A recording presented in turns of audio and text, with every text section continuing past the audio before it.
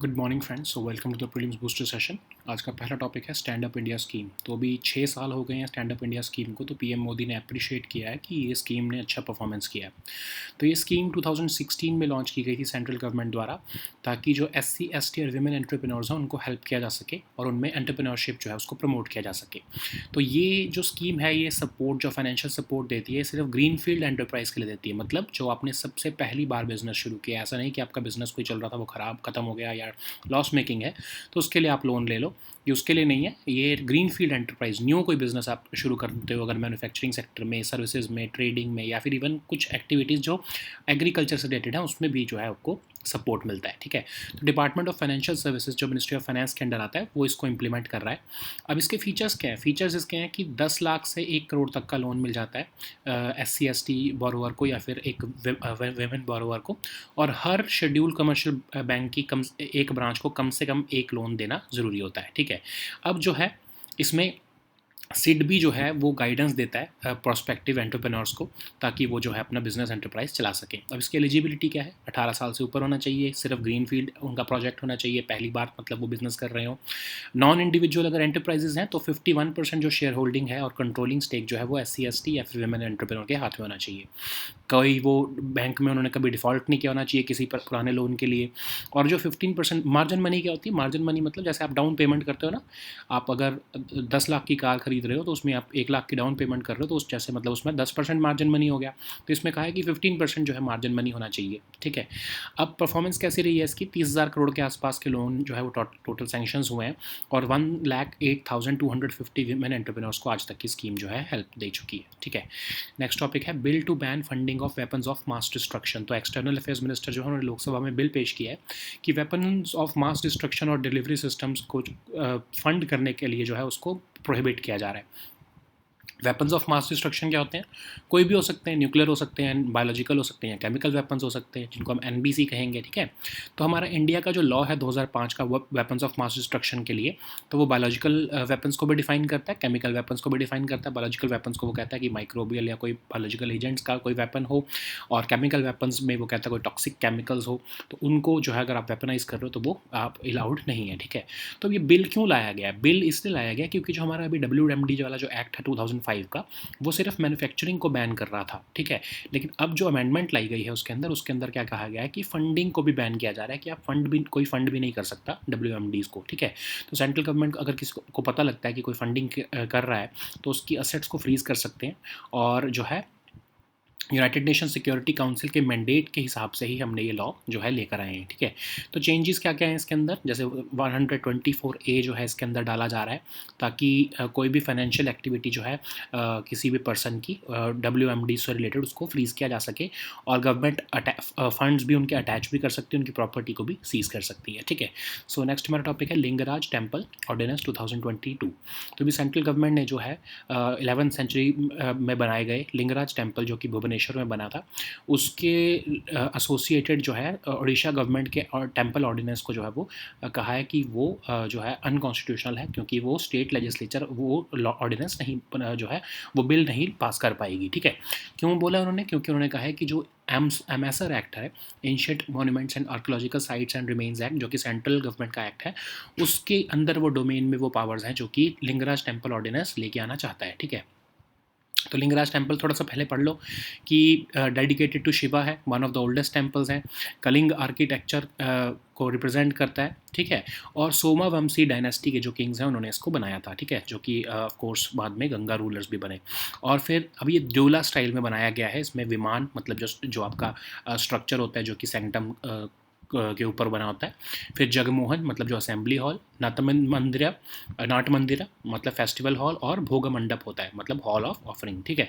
अब इसमें कुछ इमेजेस ऑफ विष्णु भी हैं, क्योंकि आसपास जो है आपको पता है कि जगन्नाथ टेम्पल भी है, तो जगन्नाथ सेक्ट को है कि जो है वो इमेजेस भी जो है वहाँ पर प्रेजेंट हैं, ठीक है।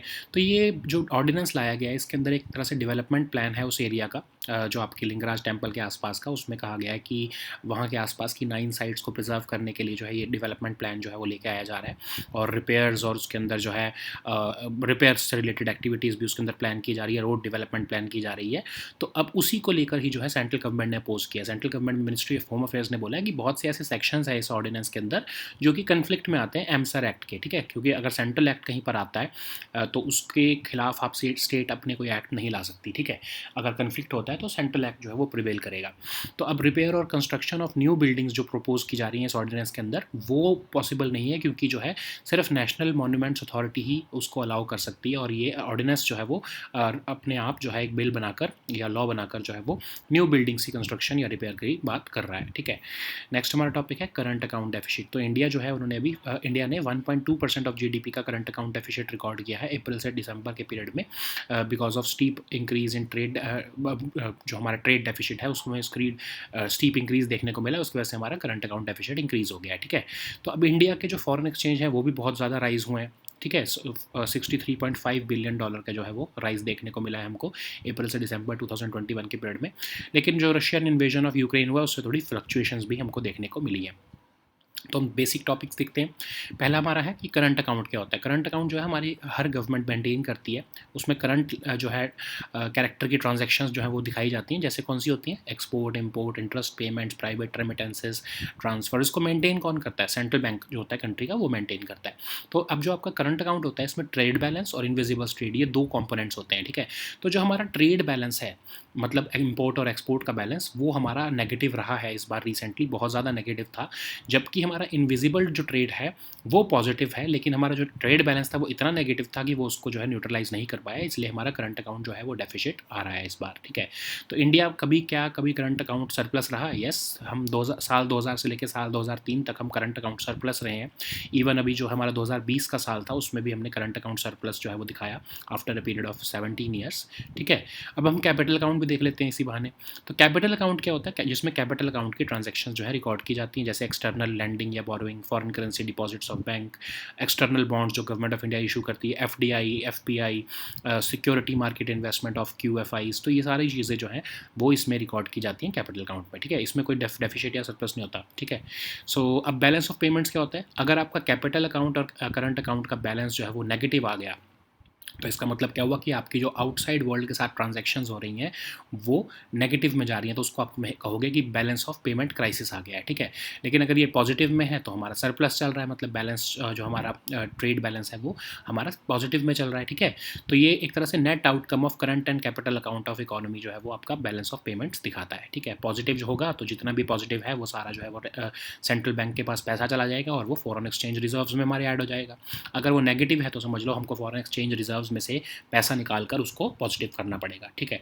तो उसको हम बीओपी क्राइसिस भी कह सकते हैं। सो नेक्स्ट हमारा टॉपिक है डैम सेफ्टी। तो सेंट्रल गवर्नमेंट ने सजेस्ट किया है कि मुल्ला पेरियार डैम का जो सुपरवाइजरी कमेटी है उसको 1 साल और जो है वो कंटिन्यू करने दो। उन्होंने ऐसा सुप्रीम कोर्ट को रिक्वेस्ट किया है, क्योंकि तब तक जो है नेशनल डैम सेफ्टी अथॉरिटी बना दी जाएगी और वो इसको जो है वो जो ये मुल्ला पेरियार डैम के जो इशूज़ हैं उनको एड्रेस करना शुरू कर देगी, ठीक है।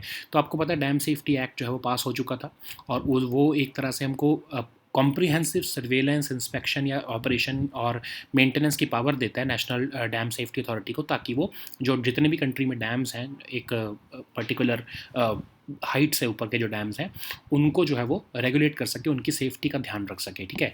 तो अब ये जो कन्फ्लिक्ट है मुल्ला पेरियार डैम का वो यही कन्फ्लिक्ट है कि मुल्ला पेरियार डैम में जो तमिलनाडु और केरला के बीच में एक कन्फ्लिक्ट है, वो ये कहते हैं, केरला कहता है कि डैम जो है 126 साल पुराना हो चुका है, बहुत अनसेफ है, ठीक है।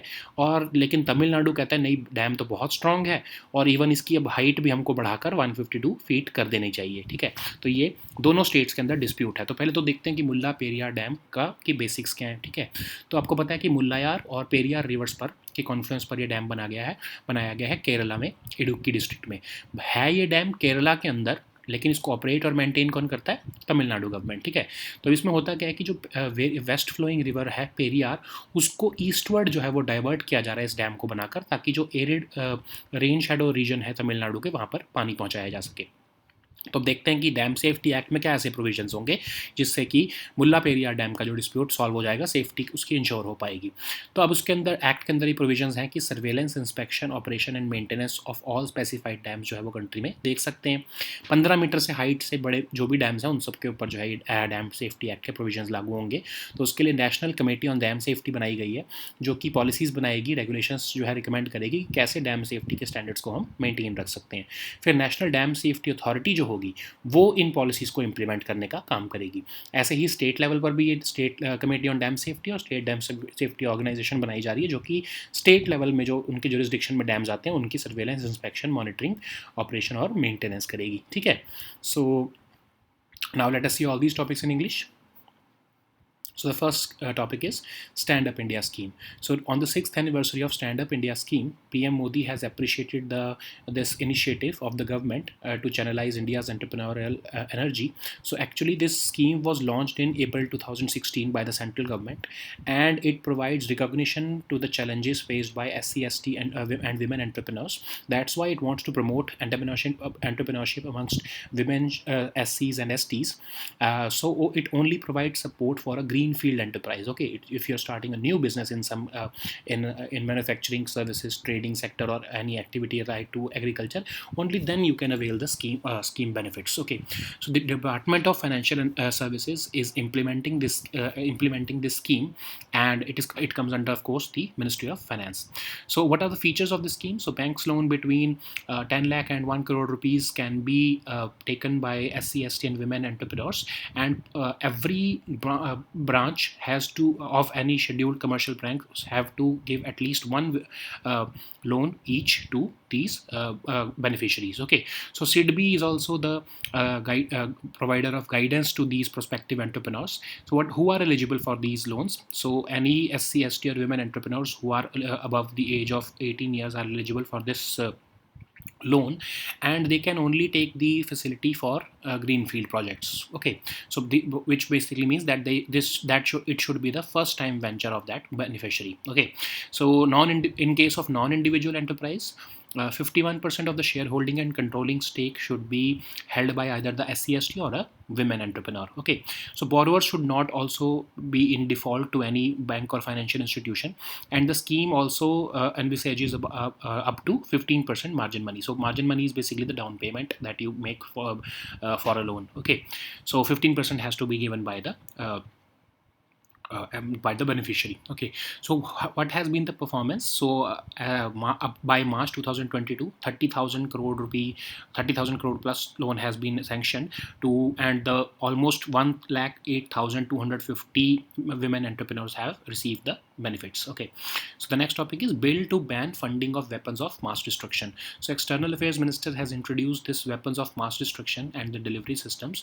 So what is this weapons of mass destruction? Of course, these are NBC weapons, that is the nuclear, biological and chemical weapons. Even our Indian law of WMD Act of 2005 also defines them. But what is the purpose of bringing a new amendment to this act? Because the earlier WMD Act of 2005 was only prohibiting the manufacturing of WMDs, but this time this act is also banning or prohibiting the funding of WMDs. Okay, so it allows the government to freeze and seize the financial assets of people who are found to be involved in such activities. For that, a section 12A has been introduced, and government will have the power to freeze, seize or attach the funds which are being used for financing the production of WMDs. Okay, so the next topic is Lingaraja Temple Ordinance 2022. So central government has told the Odisha government that the ordinance which it has brought to regulate the Lingaraj Temple of Bhubaneswar is unconstitutional, and it is outside the legislative competence of the state legislature. So in case the Odisha government moves ahead to make it a law, it would be outside its legislative competence of the state legislature. Why? Because there is already another act, Ancient Monuments and Archaeological Sites and Remains Act, that is the AMISR Act, and it is of course passed by the parliament. So any law conflicting with a union level or a parliament level law will not be valid. Okay, so we have to see what this Lingarajam temple is all about. So it is of course a temple dedicated to Shiva, and it is one of the oldest temples in India, and it represents the quintessence of the Kalinga architecture. It was built by the kings from Somavamsi dynasty, and with, of course, some additions were made by Vanga rulers also. It is built in the Dyola style, that is, it has components of Vimana, Jagmohan, Nat Mandir, Bhog Mandapa. Okay, so it also contains the images of Vishnu, because at that time there was a prominence of Jagannath sect, which is of course the sect related to Vishnu god. Okay, so what is wrong with this? What are the provisions of this Lingaraja temple ordinance? So basically, this ordinance was brought as a development plan for the temple and its peripheral areas in Bhubaneswar. It basically aims to preserve the heritage and development of these 9 sites, including, of course, the temple. And it will, of course, have projects like road development, repairing of old temple, or creation of new infrastructure in that location. And it will also manage the rituals and other activities of the temple.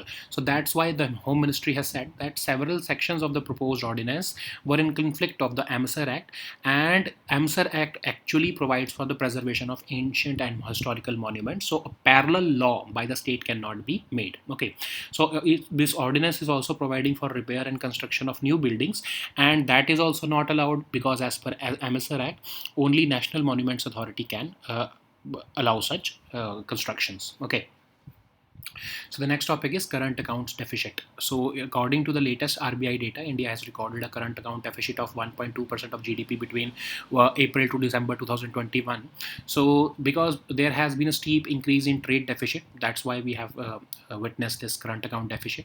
And of course, but India's foreign exchange has also risen to by $63.5 billion during this period. And what is this current account? So this account is maintained by every government of the world. It records current transactions in itself, and it is taken care by the central bank of that economy. It records transactions like export, import, interest payments, private remittances, and transfers. Okay, so it has 2 subparts, that is the trade balance as well as the invisible trade. But because we had this invisible trade in surplus, which is the trade in services like banking, insurance, IT, tourism, etc. But because we had a significant negative trade balance, that's why this invisible trade balance could not do much to us. That's why we had to suffer from a current account deficit. Okay, so have we ever witnessed any current account surplus? Yes, between the years of 2000 and 2003, we had 3 consecutive years when we had current account surplus budgets, and we also had a current account surplus during the year 2020, because at that time we had a lockdown, so we were not importing much of the crude oil and other products, because the economic activity was almost stopped. So this current account surplus was witnessed. Okay, so what is capital account? While we're seeing this current account deficit and all, we should also look at these capital accounts, etc. Okay, so this capital account is basically a transaction in the economy which records only the capital kind of transactions. Okay, like external lending and borrowing, foreign currency deposits of the bank, external bonds issued by the government of India. These are all the capital kinds of transaction. Okay, but there is a catch here: you do not have a deficit or surplus in a capital account. Okay, so what is the balance of payment? When is the balance of payment crisis occur? So when the this net outcome of current and capital accounts of an economy decides the balance of payment in India. Okay, or for that matter in any other economy. So outcome of this total transactions decides if it is in positive balance, then it is of course that positive balance is transferred to the foreign exchange reserves of the country. But if it is a negative balance, then the foreign exchange reserves of the country are utilized to neutralize that balance of payment, that is the deficit. Okay, but in case your foreign exchange reserves are not as much as your this balance of payment is having the deficit, in that case the BOP crisis occurs. Okay, which is of course happening in Sri Lanka these days. So the next topic is dam safety. So central government has suggested that the Supreme Court should allow the Mulla Periyar Dam Supervisory Committee to continue for a year. By that time, National Dam Safety Authority would come into picture, and it would start functioning, and this National Dam Safety Authority would start uh, taking care of the Mulla Periyar Dam. Okay, so this Dam Safety Act of 2021 has become a very important element in this Mulla Periyar Dam battle. So what is happening? So what is this dispute? So actually, Kerala is claiming that this Mulla Periyar Dam is too old and it is unsafe. But Tamil Nadu government is saying that this dam is very strong, and even the height of water level must be increased to 152 feet. Okay, so that's where these two states are fighting. So how to understand if this dam is safe or not? That's for that Mulla Periyar Dam Supervisory Committee is functioning, and that's why central government is saying that even if there is a dispute, let it function for 1 year. After that, we will have this National Dam Safety Authority for upon which both the states will, of course, agree that this would be a better body than this, of course, Mulla Periyar Dam Supervisory Committee. And once this body starts functioning, both states would see how this dam is actually if this dam is actually safe or not. Okay, so two specialized bodies were, of course, made by the Dam Safety Act. That is the National Committee on Dam Safety, and the next one is National Dam Safety Authority. So both would start functioning, and they would, of course, recommend regulations for the safety of the dam. Okay. So what is this Mulla Periyar Dam?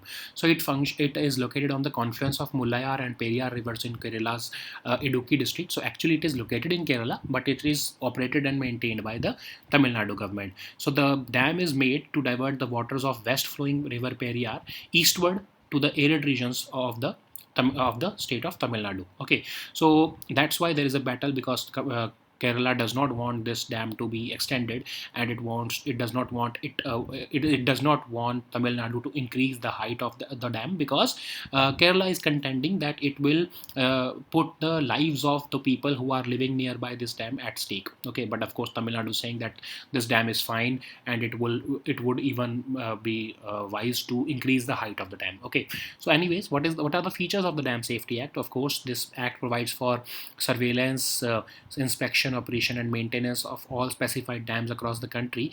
Mostly these dams who are above 15 meters of height, and they are eligible for the national level protection. So National Committee on Dam Safety would, of course, evolve the policies and recommend regulations regarding the dam safety standards, and National Dam Safety Authority would implement those policies. Okay, so at the state level also these similar bodies are there, but of course they would operate only upon the dams which are under their jurisdiction. Okay, so now these were our topics for today. We'll meet next time with new topics. Until then, goodbye and take care.